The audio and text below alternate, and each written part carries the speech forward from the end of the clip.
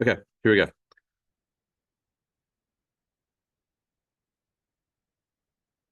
So number 5, 6, 7, right? You have two lines here. Um, Parallel, perpendicular, neither. What does it mean if something's parallel? Just in general, what does parallel mean? So something that never touches, right? So does anyone drive or taking driving lessons, right? Okay. Has anyone practiced parallel parking? Okay. You guys are lucky because you have cameras. I didn't, or and sensors. I didn't have that when I was driving in the 90s when I was learning. But my dad would take me up to San Francisco to learn to do that. And San Francisco's crazy, right? But bottom line is you want the car parallel to the sidewalk. Otherwise, you're going to be like that, pardon my language, that asshole that parks, crooked and you can't get in or out of the car. Anyway, I'll watch my language. It gotta be the same direction, right? So that's what we want. So if we want the same direction, you gotta have the same slope. They gotta rise and run the same way. Now, perpendicular is obviously a right angle. Now, that's not as obvious about the slopes. Does anyone remember how the slopes are related when you have perpendicular lines that form right angle? What that's called? Do you remember? Kate, remember? Negative, negative reciprocal, yes. So you got to change the sign and flip. Change the sign and flip. So, for example, the slope is 2, geez, and negative half. That would be perpendicular because then what would happen is that one slope would look like this, the other would look like this, and they form right angles. So that has to happen. Negative reciprocal meaning if you took one of the slopes and flipped it and changed the sign, if it's the other slope, perpendicular. Or if I flip this over, which is negative 2 over 1, and then change the sign, positive 2, it's like the other. Of course, if they're totally different, then it's neither. There's just two lines that touch, and that's all. And what angle they touch at, it's not our concern. So for number 5, actually, I'll just show you the answer. It's just easier, I guess. Because I know you can find slope, right? So for number 5, negative 7 has negative 2/7. So that's neither. Even though they're reciprocals, they didn't change sign. But for 6, line 1 is negative 3, line 2 is 1/3. That's perpendicular. And you guys have access to this, obviously. But yeah, if I calculate that's 8 minus 2 over 5 minus 7, that's 6 over negative 2 is negative 3. Cool. Negative 2 minus negative 1 is negative 1, but negative 7 minus negative 4 is negative 3 is 1/3. So you find two negatives. Perpendicular. But for 7, that's parallel because they're identical. They're identical slopes. Now, if they have the same y-intercept, then they would have been the same line. Obviously, these will have different y-intercepts, just same slope, so they never touch. And we're also going to talk about systems of equations next week. I think on Monday we'll do that, and we'll talk about how like if two lines have the same slope, then they have no solution, right? Because they don't touch. So that's something we're going to talk about too. Or if they have the same slope and same y-intercept, they touch everywhere, there'd be infinitely many solutions. And of course, if they just touch normally, then that's just one solution. So we'll talk about that next week, kind of connect it to this stuff. For 8 and 9, these are a little more challenging because I didn't assign this. These are really good problems, especially these are good SAT style problems because asking slope straight up is really easy. They want to, College Board wants to challenge you, or if you take the ACT, same thing. They want to challenge you. So what I would do is this. I would do 7 minus negative 3 over k minus 2 equals negative 2. Does that make sense? Okay. Change in y over change in x equals the slope. 10 over k minus 2 equals negative 2, or 10 equals negative 2k plus 4.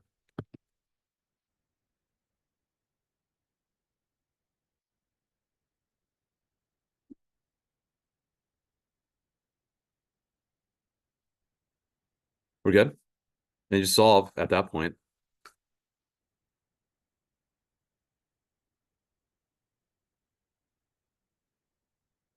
So k would have to be negative 3 to guarantee that slope of negative 2 between, excuse me, between those 2 points. If you work it out, yeah, you get 10 over negative 5. That makes sense. And you rinse and repeat, excuse me, for number 9. Sorry, just losing my voice. Haven't taught class in over 2 months. So let me show you the answer for that one. Actually, it's worked out. Yeah, it's worked out. That's nice. For 9, yeah, just do change y or change in x. Easy. Negative 5 minus 2k. K minus negative 4 plus k plus 4 equals 1. Sorry, negative 1. My bad. My handwriting sucks. Multiply both sides by k plus 4. Solve for k. I know my handwriting's terrible. I didn't know how to do k's correct as a kid. So k is negative 1.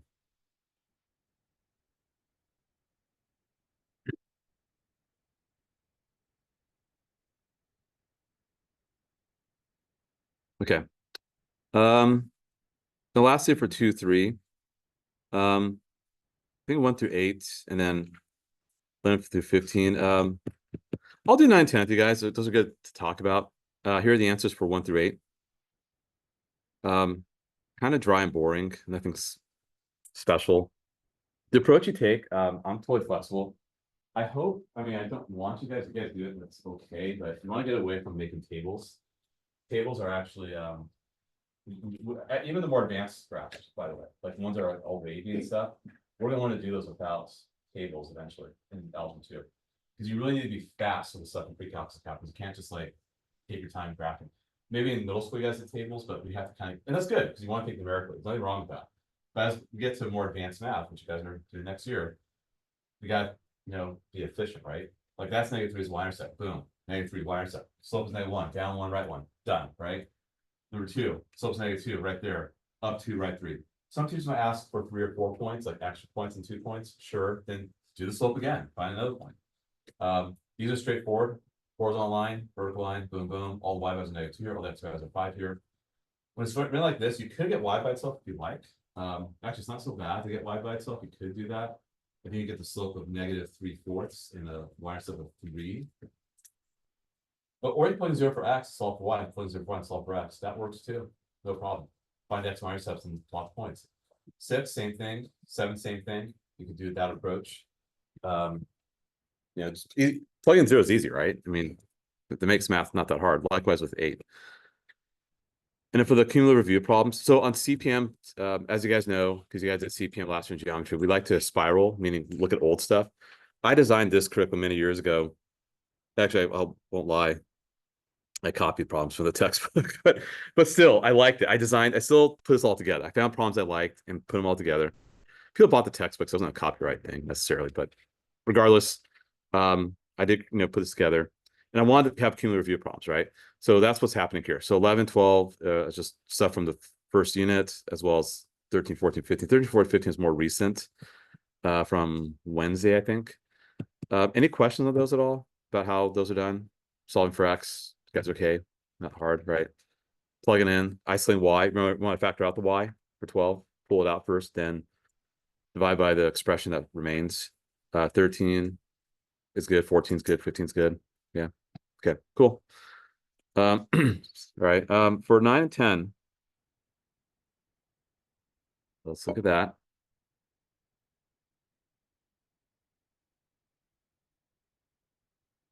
What are the slope and y-intercept in terms of A, B, and C?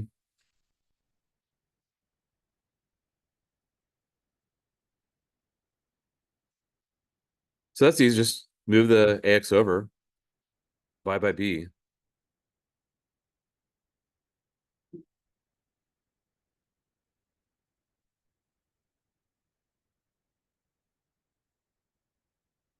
Yeah, that.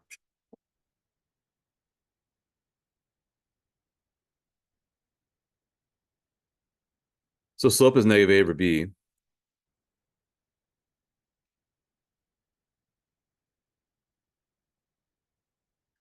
And the y-intercept is C over B. Not that hard. For 10, prove that the slope of the line is M itself.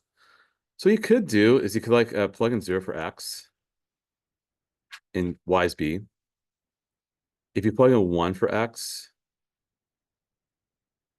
then y is going to be M plus B. Right? Just plug in 1 for x. Y equals M plus B. Take your slope.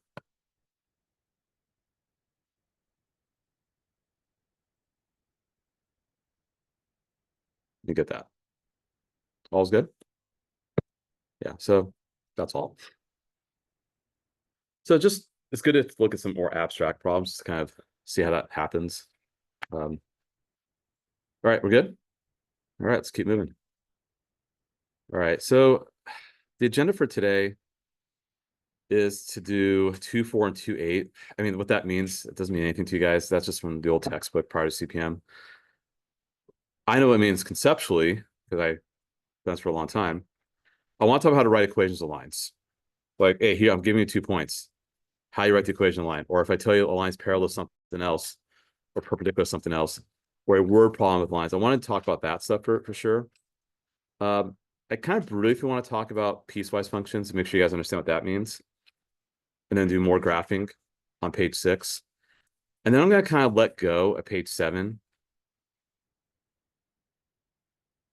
And yeah, I really want to do this, but we'll see. We'll see if we have time today. I don't know.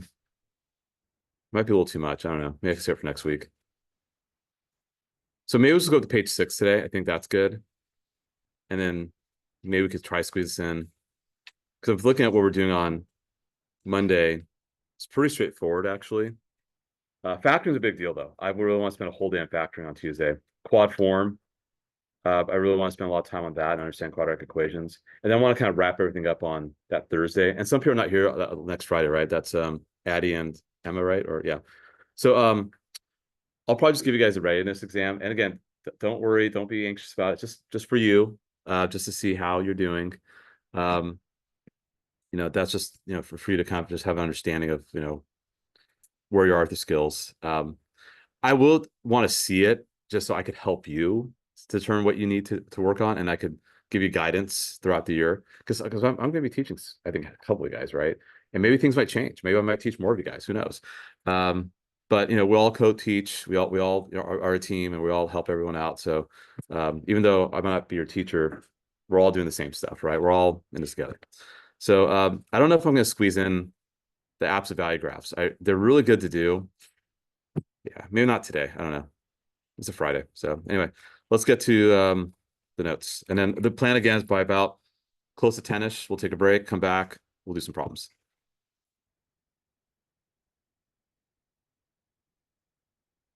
Okay, here we go. So write an equation line passing through the given points. Now, I didn't specify how I wanted the equation written. So let's say write the equation in slope, intercept form.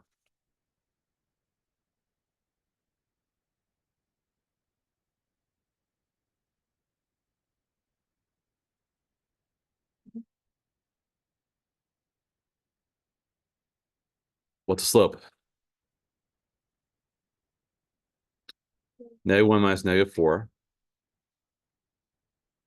4 minus 2.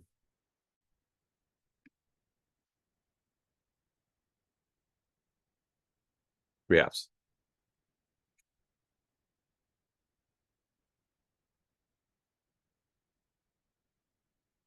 And then you have y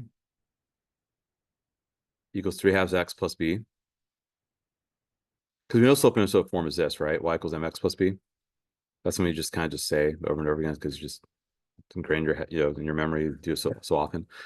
And then you could choose the first point or second point. It's up to you which one you want to choose. If I choose the first point, then -4 equals 3/2 times 2 plus b.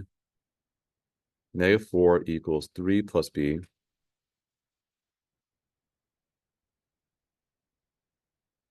B equals -7. So y equals 3/2 x minus 7.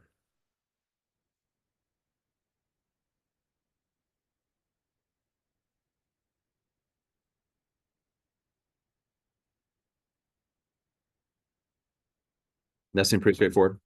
Good. Yeah. Okay. Now we're going to actually do number 6 two ways. Point slope and slope intercept form. Let me change colors for a bit of contrast. Now, if you're parallel, that's clearly the same slope, right?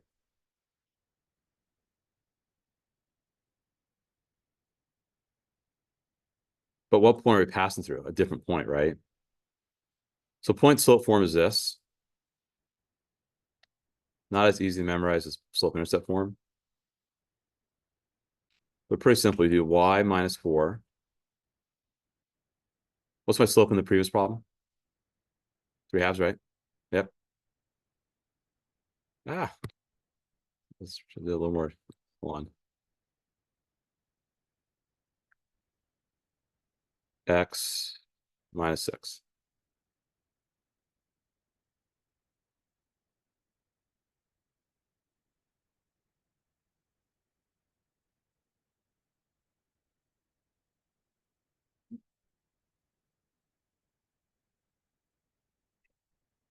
Okay.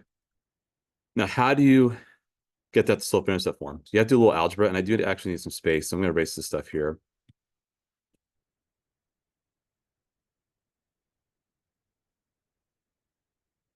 All right, switch colors again. Let's go blue. So you're going to see y minus 4 plus 3 halves x minus 9, I think. Why 9? Because what's 3 times 6? 18 by 18 by 2. 9, right? Yeah. So there we go. Just move the 4 over and you're good. So actually, point slope form is a better way to start if you think about it. You could do it this way too, the way I did for number 5, where once I got the slope, I went straight to y equals mx plus b and plugged in for x and y. That's what I did in high school all the time. But as a math teacher, I've kind of come to the realization that it's probably better to start with point slope form and then move it to slope intercept form after that. Just fewer steps, because I see a lot of mistakes when you do number 5 the way I did it. Fewer steps is better, right? So you have that.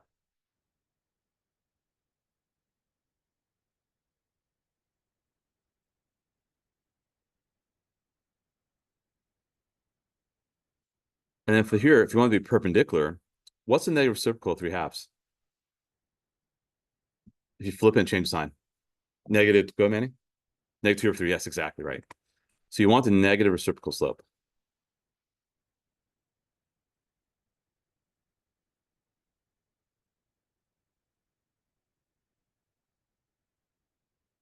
I'll abbreviate it because I'm lazy. All right. So y, and then you're passing the point. Yikes, it's being covered.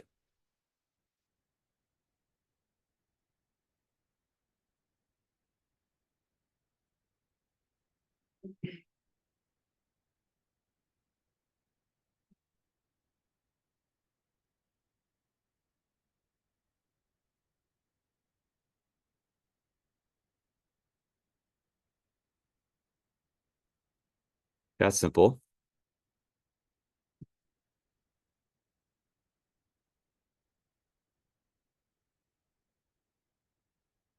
And then y minus 7 equals negative 2/3 x minus 4/3.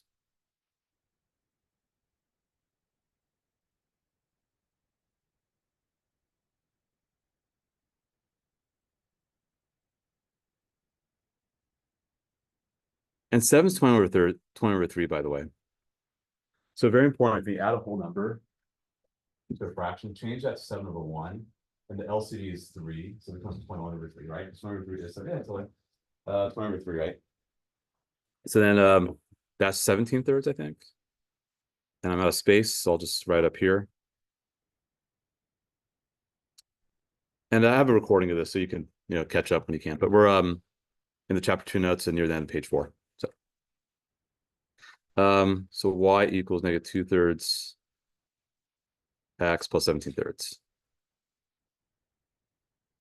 Kind of mechanical, kind of a dry, boring problem, but yeah, that's what it is. So 2 points, find the slope, you're done. Then use point slope form or slope intercept form to get the y-intercept. If you're parallel perpendicular, parallel means you're the same slope as to whatever equation you're comparing to. Perpendicular, your negative reciprocal slope to whatever equation you're comparing it to. And then if you give them a point, use point slope form and move things around. We're gonna go straight to y equals mx plus b and work it out too. So that also works. Okay, let's look at a word problem. We'll do actually more word problems after that.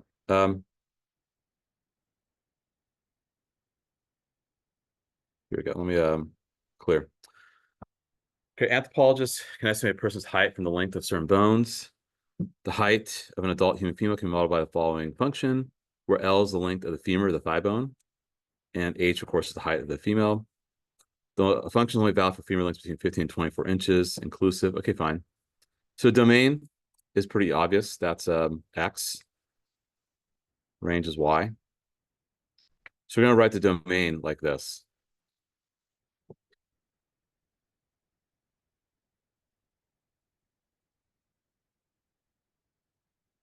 Now, the range. That one's gonna be a little tricky. I gotta find h of 15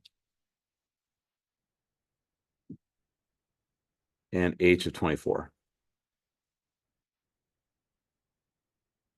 Now I'm gonna actually empower you guys to be efficient here. Yes, you could plug in a calculator, 1.95 times 15 plus 20.7, 1.95 times 24 plus 20.7. You could just get a calculator and punch it all in. Sometimes you might be like scrambling to find a calculator in your bag, or maybe you're at your house. Maybe you might be, I don't know, out somewhere else and you don't have a calculator with you. You have your cell phone, which you could do, but it's also kind of a pain. Like I don't like using the cell phone. So you could do if you have a laptop, perhaps, or on your phone too. Just go to Desmos, right?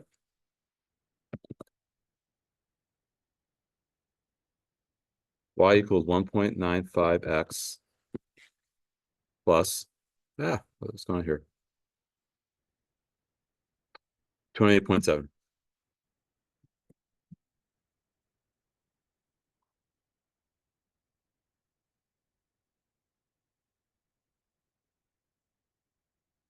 Yeah, 57.95.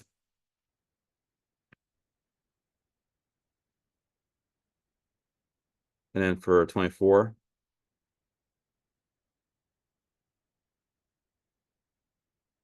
actually, it might be hard doing the phone because you have to be very sensitive. 75.5.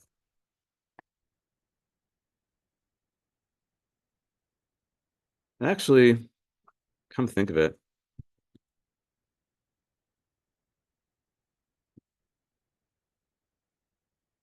you can do that, guys. That works. I just thought of that. Okay, I'm learning about Desmos too at the same time. You do that. Desmos is pretty powerful, right? That's cool. Just throw it in. Oh, for those doing SAP, any rising students who are doing it this fall, hey, they have Desmos on the SAT. Just boom, just do that really fast. So now I know my range, right? It's really that's lovely. So yeah, that's going to be 57.95. Geez. I totally need to get a stylus. I'm going to do that today. Order one and have it ready for the school year. Here we go. So what this means, okay. So let's now, I know it's a bunch of numbers, right? But let's take a step back. Let's understand the context of the word problem. Okay, your femur, the thigh bone, right? I think that's correct. I don't know my anatomy, physiology, but I think that's correct. So it could be 15 to 24 inches long, right? So how many inches to a foot again? 12. So do 12 times 5, that's 60 inches. So 5-foot person, that's usually kind of a short person. So someone could be 4'10". That's how much, but maybe it's a person's growing, I don't know. Or this is tall, that's over 6 feet, 6'3", right? But we got some girls who are that tall. So you're somewhere in between that. So that kind of makes sense, right? Like, yeah, somewhere between 5 to 6 feet tall. Okay. And then here, Indiana Jones found a female human femur in the archaeological site to be that. Approximately how tall was the deceased? So you're just doing F or H at 15.5. We'll work that out in a sec. Ms. Wong's height is about 5'4.5" So 5 feet, that's 12 inches. And that right there is 4.5. Sorry, that's 60 inches. What am I talking about? 5 feet, 60 inches. My bad. Yes, 12 inches to a foot.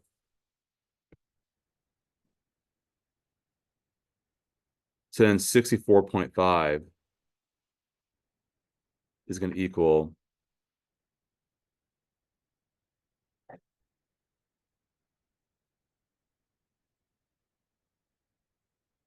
now. I don't care so much about you. Once we get to word problems, I'm cool if you guys use technology because we already kind of assess your skills of solving equations elsewhere, right? We've done that earlier this week. Use technology at this point. Like you just got to understand what the question is asking you to do, and then use the resources at your disposal to make your life easier, right? Like don't keep like, oh, I gotta keep plugging in the calculator. No, it's okay. Like once you know what it means, then just use technology. It's totally fine. Like I'm gonna do F of 15.5. There we go. Done. Took me just like 2 seconds, right? It's A-okay. You just have to understand what that means. That's all. That's all good, right? I mean, if I convert to feet, I could, but that's all right. I'll leave it like this. That's inches. Now, for the next one here, let me go and clear this other stuff. I'm going to graph y equals 64.5. I want to see where they touch. They touch right there. So that right there tells me the answer, that L is going to be 18.359.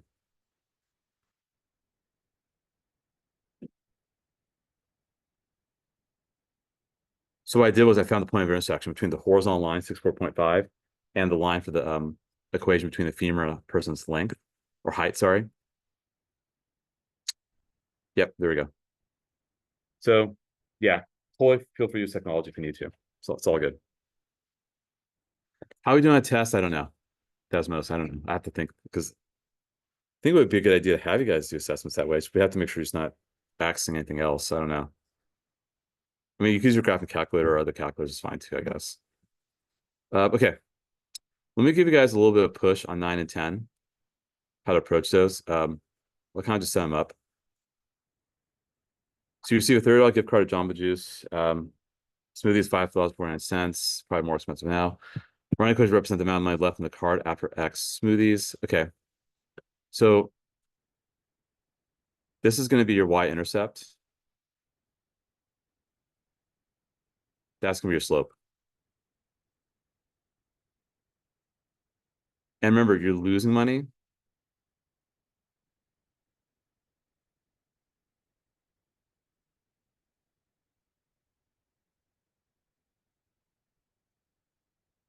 Is slope negative or positive?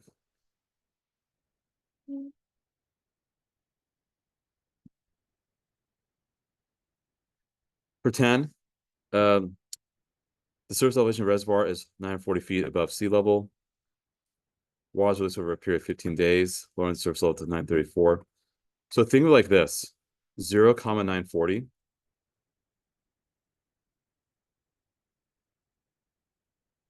and 15, 934.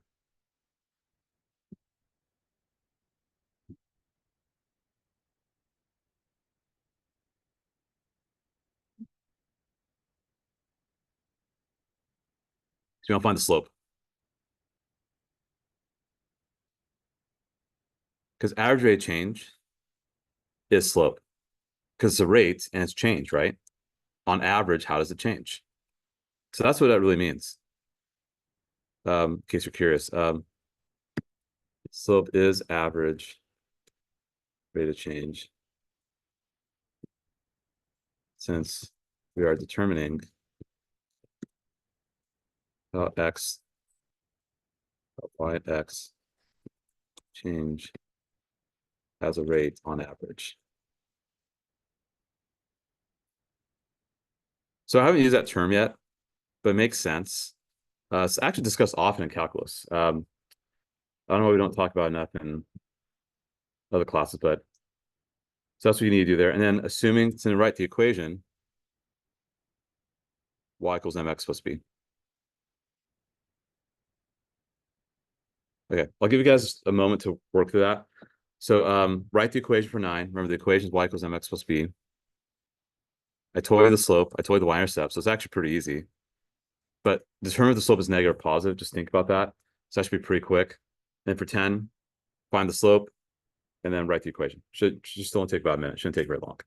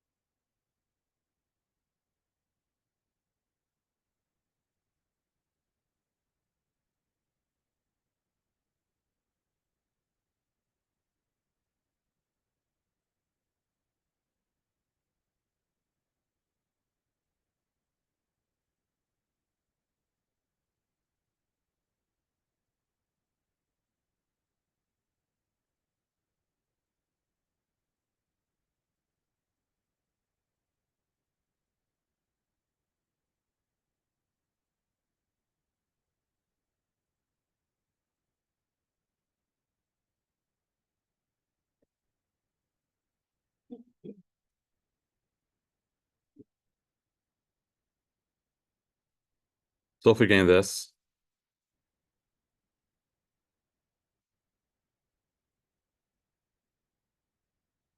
right? That's all. Because you're losing money, right? How much money is left? So it's got to be negative, right? It'd be a good deal if you get a smoothie and you make money, right? Anyway, slope here. What do you guys get for 10 for slope? Whatever what. What's up top, guys? I'm on the bottom. Perfect. Good. Which is negative 2/5 or negative 0.4, I think.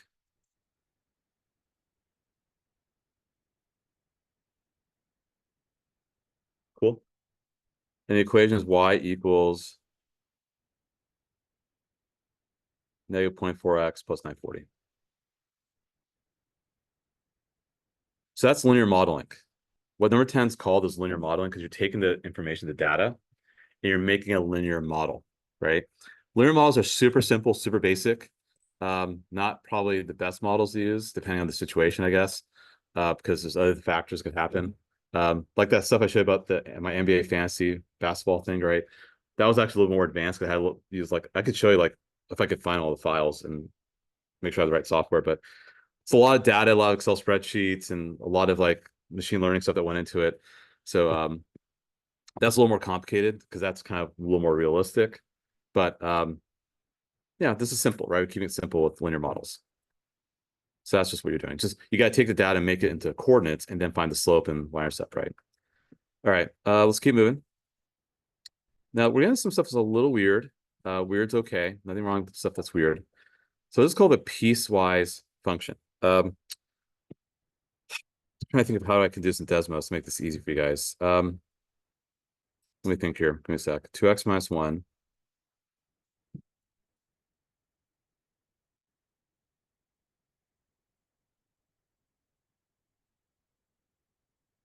I think do that. Yeah, okay. My memory served me correctly. The next one will be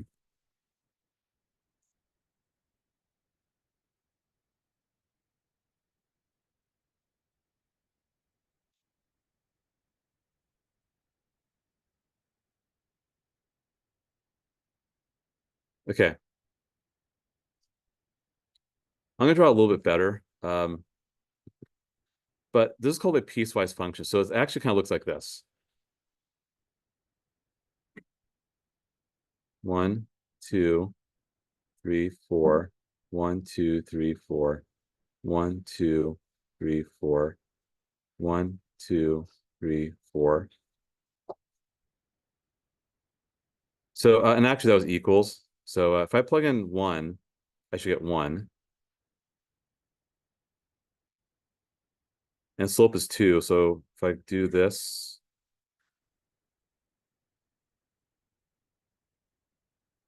and then let's go dark blue. If I put 1, I get 4, but it's not included, so it's a whole. And slope is 3, so go up 3 over 1. Just kind of guessing where that would be. That's called a piecewise function.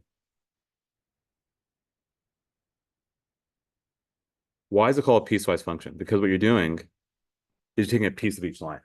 You know that's a line. You know that's a line. But you're taking a piece. And how do you determine that piece? By the condition. Is there a condition associated with this equation? Absolutely. X is less than or equal to 1. Is there a condition associated with this? Absolutely. X is greater than 1. So you only take the piece according to the condition that's next to it. So for example, if I plug a 1 into that, great, it's 1, but I only can plug that as less than 1 or equal to 1. So I just graph the left side of it. Here, X is bigger than 1, so I put 1, but it's not inclusive, so I put a hole there. And I only want the part of that graph that's for X bigger than 1, like 2 or 1.1 or whatever, 4, 5, 10, 15, 20. So plug it in, great. I'm sorry, just graph it using the slope. So they're not really necessarily connected. They can be connected depending on how you set it up. But that's called a piecewise function. Don't know if we'll venture too much into it. I think you'll see more of it later in the fall. I don't know when we throw it into the CPM program, but that's a kind of a big deal because many times you have to model things that way. Things just don't really follow a linear pattern the whole time. Like things might change. Good example. Actually, I was reading this one book about childhood development. Like when you guys grow up, right? Like, did every parents like measure your height like on the wall? Okay, I do with my kids. Okay, so when you look at the first 2 or 3 years, that's a huge growth spurt, right? And then things kind of slow down a little bit around like ages like maybe 6 to 10 or 6 to 8, and then all of a sudden, as you hit puberty, even more growth or should be. We hit like 12 or 13, it's up to 18, right? It's a huge growth spurt, right? So you would have to use a piecewise function. You can't use a linear model the whole time, right? Because things slow down a little bit as you get as to a certain age range. So piecewise functions are a little more realistic if you think about it. Anyway, um, let's go back to this problem again. Okay, so now I show you how this look graphically. Let's understand numerically what's happening. We want to find f of 0. We want to find f of 1. We want to find f of 3.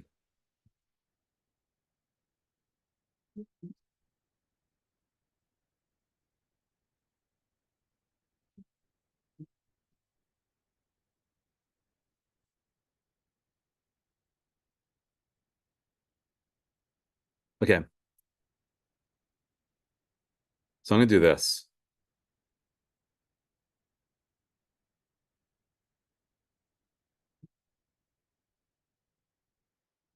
Why did I choose? Oh, that 2 looks terrible. Why did I choose the first equation, not the second one? Is 0 less than 1 or bigger than 1? Yeah, so you don't use that one. Use that one. That's all. That's all it ever is. It looks weird. Don't get me wrong. It's totally cryptic, but this is why we have function notation, right? Because we need to be efficient with the way we write things. And it's the language, right? It's kind of like, I mean, I know some say more the Romance languages like French or Spanish, but if you're taking Greek, that's kind of weird with the notation, or other languages like Arabic or Japanese or Mandarin. There you go. Right. That's a character-based language, right? So you just have to understand the language of this, right? Like f of 1, I'm still gonna use the first one because x equals 1.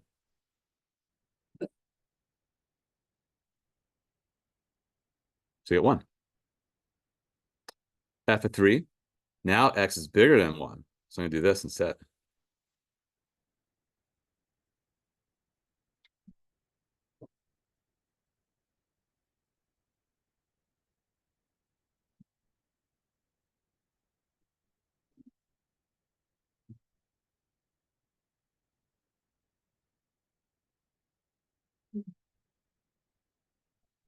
Okay, we're good? All right.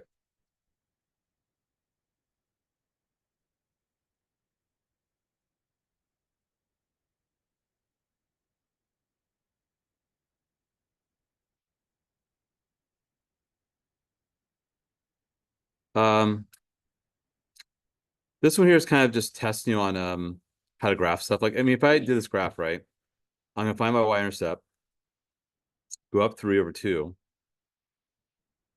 But let me stop in your tracks. Don't do this, but before you do this, right? When you do that, those double arrows, right? What does that imply?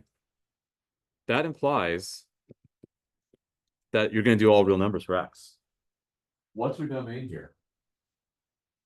Between -2 and 2, right? So you have to have boundaries. You have to constrict it. You cannot go less than x. You can't go more than 2. You got to be between those two, right? Totally between those two. So what I'm going to do, if I plug in 2, I think I get 2, or just go up 3/2. Is that right? Wait, hold on. I'm tripping. Uh, oh, geez. Hold on. My bad. Up 3/2. Oh, there you go. Okay, sorry. There was a dot there. My bad. And down 3, right, left 2. But it's not inclusive here. There we go. Okay, cool. All right.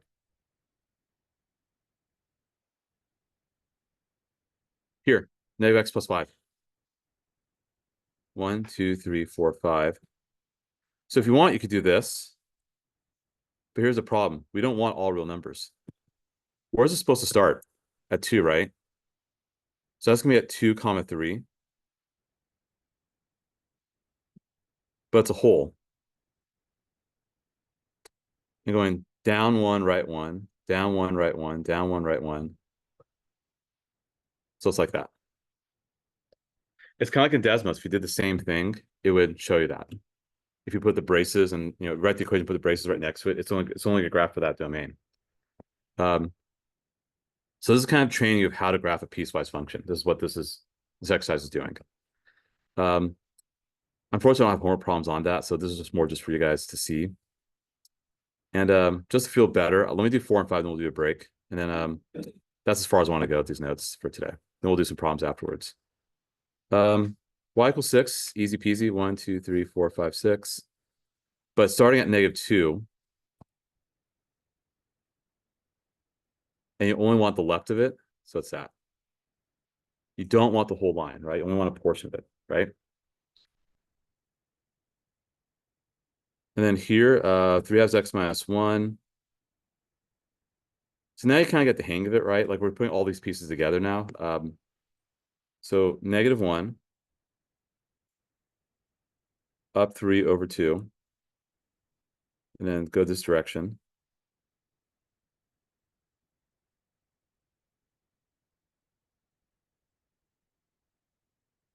Then -x plus 5, I plug in 2, I get 3, but it's a whole. And negative slope. And then y equals 6, we just did that over here. It's included.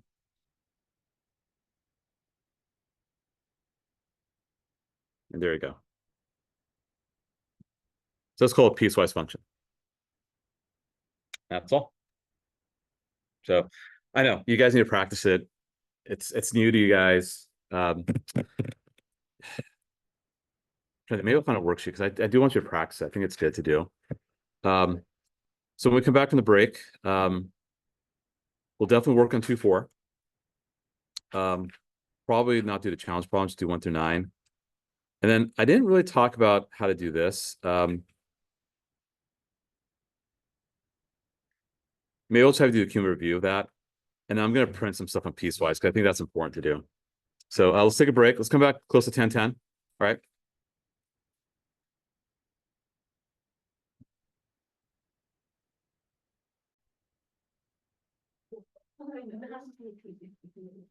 Okay, so 2, 4.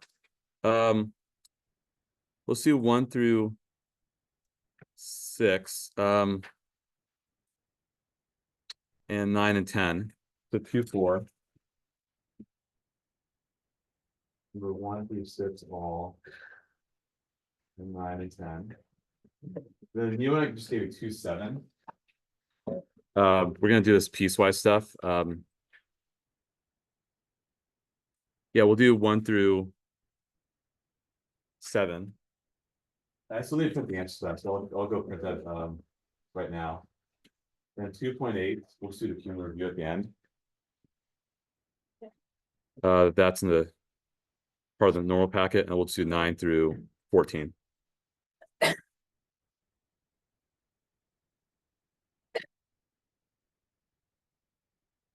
Okay, and then we'll stay up for next half hour. So I'll come around and see, make sure things are going okay. Let me print the answers for 2, 7, so you guys have it.